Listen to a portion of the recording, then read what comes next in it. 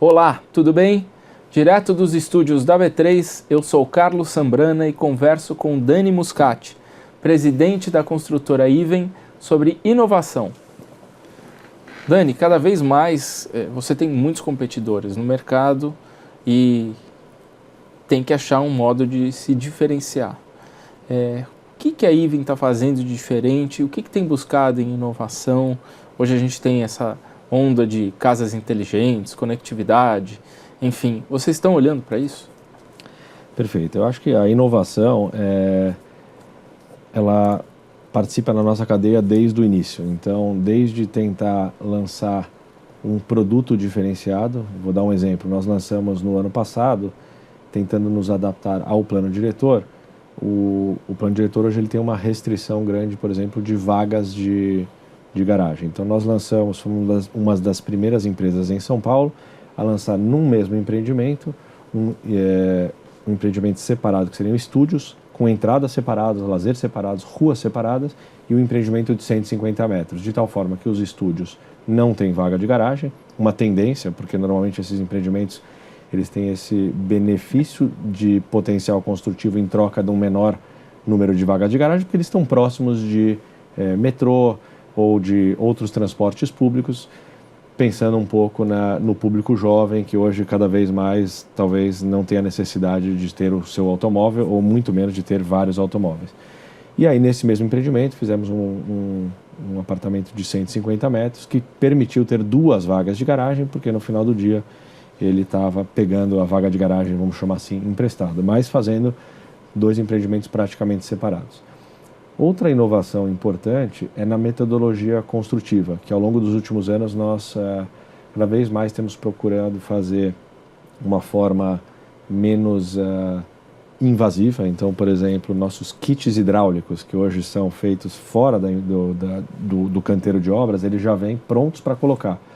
Esse kit hidráulico, ele tanto é mais fácil para colocar quando você gasta menos, você quebra menos parede, e você, quando tem que fazer algum problema de revisitação de um problema hidráulico que pode ter numa eventual garantia que você tem que estar dando da assistência técnica, você também tem o que a gente chama de shafts visitáveis, que são como se fossem janelinhas que você pode tirar da parede, olhar sem quebrar e verificar onde está um vazamento. Então, essa foi uma inovação bem importante. E várias metodologias construtivas que permitiram que a gente conseguisse redução de prazo de até 20% em relação ao número de meses da obra, que isso é retorno financeiro e que no final do dia você pode tanto estar aumentando a sua margem quanto repassando uma parte desse benefício para o consumidor. O que o consumidor quer? O que vocês têm percebido? O que ele busca quando ele vai buscar um apartamento? O consumidor hoje é um consumidor muito escolado.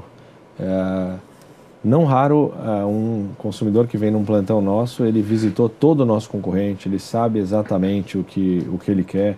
É um consumidor que muitas vezes a gente tem visto que o casal trabalha, tanto o homem quanto a mulher, então é muito decidido, sabe que está colocando uma parte importante das suas economias. Então o consumidor ele quer um produto bom por um preço bom. Muitas vezes ele aceita uma localização que não é exatamente aquela que ele desejaria, mas para ter um produto que encaixe no seu perfil, seja uma família que tenha filhos, que quer ter uma área comum importante. Então, acho que tão importante quanto ter esse produto encaixado é ter uma rede de corretores que sabe vender e explorar esses benefícios do produto. Então, um outro ponto, misturando a pergunta inicial da inovação, nós fomos a primeira e talvez a única empresa que tem 2 imobiliárias próprias. Então a gente toma um cuidado de ter os nossos produtos nesse momento sendo ofertados em São Paulo, exclusivamente por empresas do Grupo Iven. No Rio de Janeiro e no Rio Grande do Sul nós temos a imobiliária própria, mas também trabalhamos com imobiliária de terceiros. Você tocou no Rio de Janeiro, de que forma que essa situação no Estado impactou a empresa? Vocês têm sentido? O Rio de Janeiro, hoje, das nossas 3 praças, é a praça que a gente tem sentido mais, né? O que eu tenho conversado, inclusive, com o nosso time de lá, né, é fazendo uma analogia que o país voltou a crescer. Tivemos os últimos 2, agora talvez 3 PIBs trimestrais positivos, o que, de fato, 2 PIBs trimestrais significa que saímos da recessão aí da forma teórica. e o país volta a crescer. Então, PIB positivo esse ano, muitos economistas aí colocando um PIB bastante positivo em relação ao que tivemos nos últimos 3 anos, principalmente para 2018. E eu diria que os estados são como sendo puxados por uma locomotiva. Nesse momento, o Rio de Janeiro está nos vagões de trás. Ele também vai voltar. A cidade do Rio de Janeiro, que é especificamente onde a gente atua mais, é a segunda cidade em relação ao número de pessoas, a PIB, etc., mas tem sido muito afetado pelo problema desde lá de trás do óleo e gás, do funcionalismo público, que tem um peso muito grande na cidade. Então nós temos sim sentido, das 3 praças que a gente atua, o Rio de Janeiro é a praça que está hoje um pouco mais difícil. Mais difícil vender. Mais difícil vender. Caiu quanto as vendas lá? Nós também reduzimos muito o volume de lançamentos, então a gente se adequou a isso. Então o volume de vendas ele também teve uma redução em relação Quanto que vocês reduziram? Nós lançávamos no Rio de Janeiro, chegamos a lançar aí próximo de 400 milhões de reais por ano. Esse ano nós estamos lançando uma segunda fase do empreendimento de 80 milhões de reais. Bem pouco. Bem menos. Bem menos do que em todas as outras praças em que vocês atuam. E sem dúvida nenhuma, uma coisa que é importante é saber cuidar desse momento, porque não lançar agora significa de fato ter uma empresa saudável para quando esse mercado voltar, porque ele vai voltar, a gente só não sabe quanto tempo vai demorar. Então é importante não estar gastando gasolina à toa.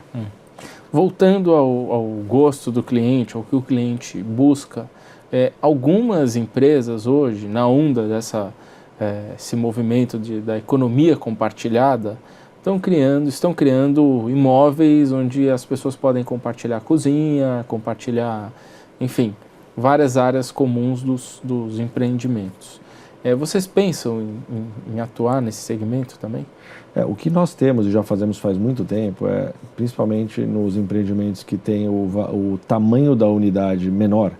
Então, desde os empreendimentos que eu comentei da nossa linha Open, que são de 45, 60 metros, ou mesmo da marca Even, nós temos espaço muito das áreas comuns que são investidos, onde você tem, por exemplo, o chamado espaço gourmet, mas que de fato a pessoa usa. Ele pode reservar e tem dentro da casa dele, ele poderia receber meia dúzia de amigos, mas ele pode receber confortavelmente 100 amigos, ou fazer uma festa, fazer um casamento, fazer o que ele quiser. Ele consegue alugar e reservar. Obviamente que existe toda uma política de como está utilizando isso, mas você tem um espaço gourmet que de fato tem lá o seu fogão aparente, para quem gosta de cozinhar e está junto com os convidados e está recebendo. Então, as áreas comuns hoje, elas têm sido estudadas para a gente oferecer espaços confortáveis naquilo que de fato o cliente usa, que normalmente são brinquedoteca, uma academia de ginástica boa, um salão de festas e um espaço gourmet. E também espalhado pelo condomínio fora, quer dizer, a parte de piscina, a parte de esportes, muitas vezes quadra, alguns empreendimentos nossos com quadras de tênis e fornos de pizza ou inclusive churrasqueiras. Tem um empreendimento que nós vamos entregar entre este ano, final desse ano e o ano que vem, no Alto da Lapa, que ele tem 5 churrasqueiras e 3 fornos de pizza.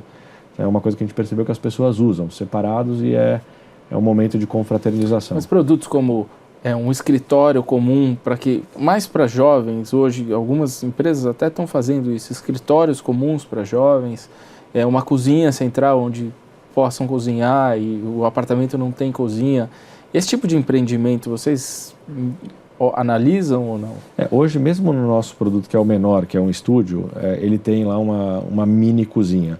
Mas as áreas comuns desses empreendimentos menores, nós já temos, por exemplo, salas de reunião, nós já temos essas cozinhas que podem ser usadas juntos. Obviamente que isso vai depender depois da instalação do condomínio, se de fato eles vão querer dar esse uso.